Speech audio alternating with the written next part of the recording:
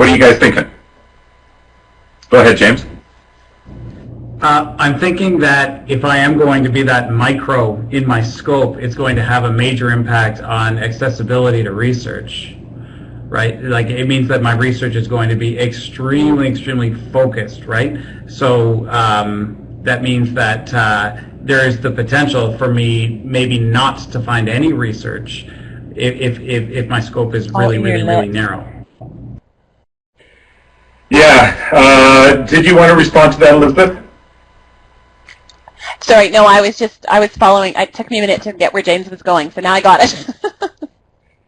Yeah, and in response to that, James, the answer is that you may not find specifically anybody who has addressed your particular question in the particular way that you're dealing with. But hey, welcome to the world of being a researcher. Because what you would need to do then is what is close to your particular area.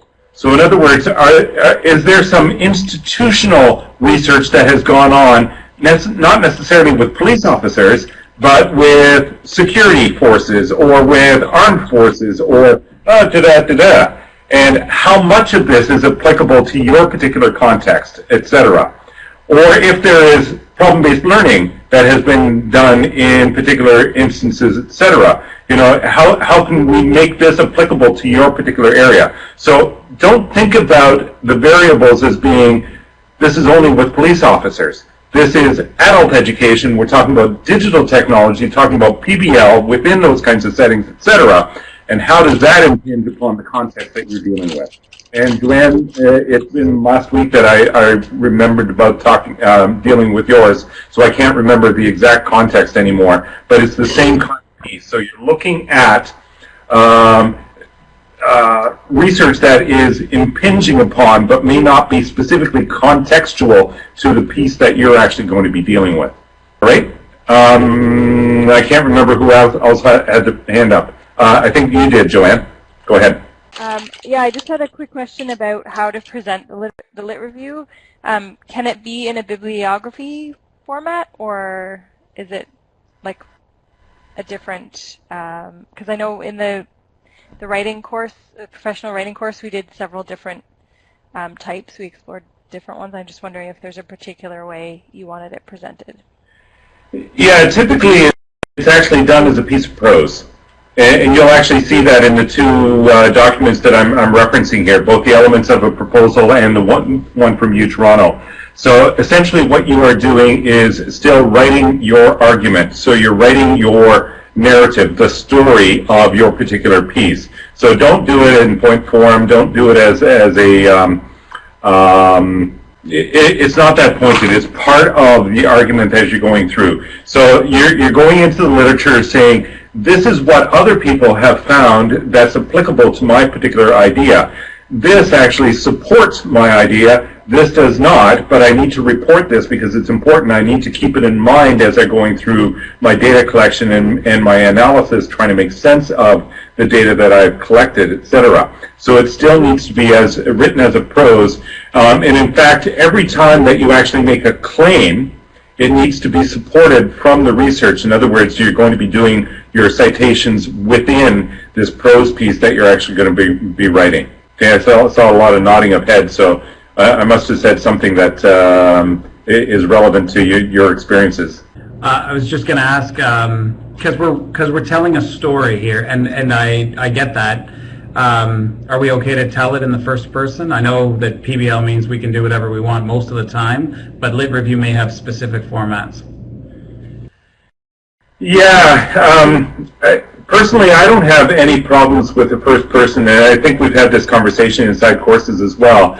However, if you take a look at most journals, they are kind of particular about the way things are going. So what I would actually suggest inside the lit review itself is you actually tell the story and then make reference to the citations as they come along. So in other words, Childs, 1926, must have been one of your progenitors or something along those lines, says this. And this is in agreement with something at Philosophe from 1859 supported, or something along those lines. So tell the story as if you are actually referencing those individuals and what they're actually saying within the literature as you're going along.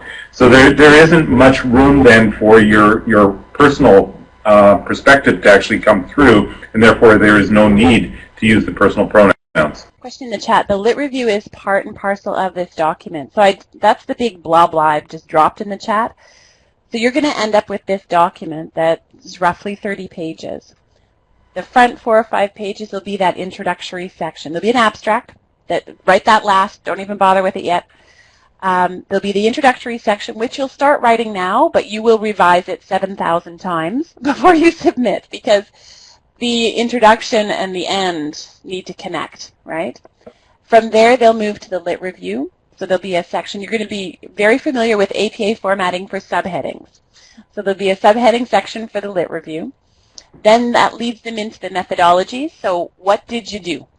What are the methods that were used in your study? How did you collect the data? How did you analyze the data? This is often, aside from the theoretical part of the methods, this is often the easiest chapter to write because you're just writing what you did.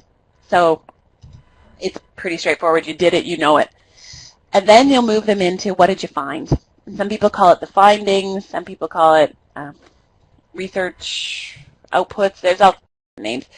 And that's where you're going to walk them through, so what did you find? And then you're going to connect that back to your literature review, right? So you want to be able, for the reader, I mean, think of it, Joel, even as a film, right? You have sort of this script that you have a preferred path you want the reader to take as they're going through this experience, or they're going through a film, or they're watching a stage play.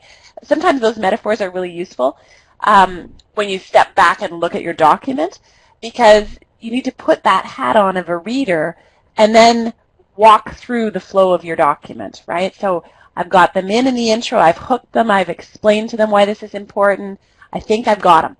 Then in the lit review, we get deeper and broader. I've really grounded some things for them. I've given them some more background information so they're informed. That's another purpose of the lit review, a sort of a hidden agenda, because the reader might get to your findings section, and with their lens and their frame of reference and their life experience, they may interpret your findings very different from you. They may have interpreted your lit review synthesis very different from you. That's okay, but because everyone has their own opinion, right? What you're trying to do is give them your view and your lens of how you're interpreting things, so that they can stand back and go, well, actually, Joel, that's your lens, but according to the stuff you had in your lit review, I disagree with you. Or they may not. They say, yeah, that makes sense to me. So then you move them through the methods, you get them into the findings, and then you kind of wrap it up. So it has this sort of flow or container that it's in, and that's what that one reference resource in the course tries to outline for you. Remember that it was, it's primarily used at the master's level, so it's thinking of something twice the size in terms of page length, but the main components are still there. The main pieces of this are still there. I'm just placing into the chat itself that you should look at examples that are already in the peer-reviewed journals. So looking at CGLT, the Canadian Journal of Learning Technologies, BJET, the British Journal of Educational Technology, and AJET, the Australasia Journal of Education and Technology. These, at least the BJET and the AJET, are very... Hey, look at that. A, B, C. Anyways, the AJET and the BJET are probably the highest standards within our particular field. And so take a look at the way that they actually are using that kind of formatting and the way that they're actually proposing the lit review itself to give you good examples as to how to do this.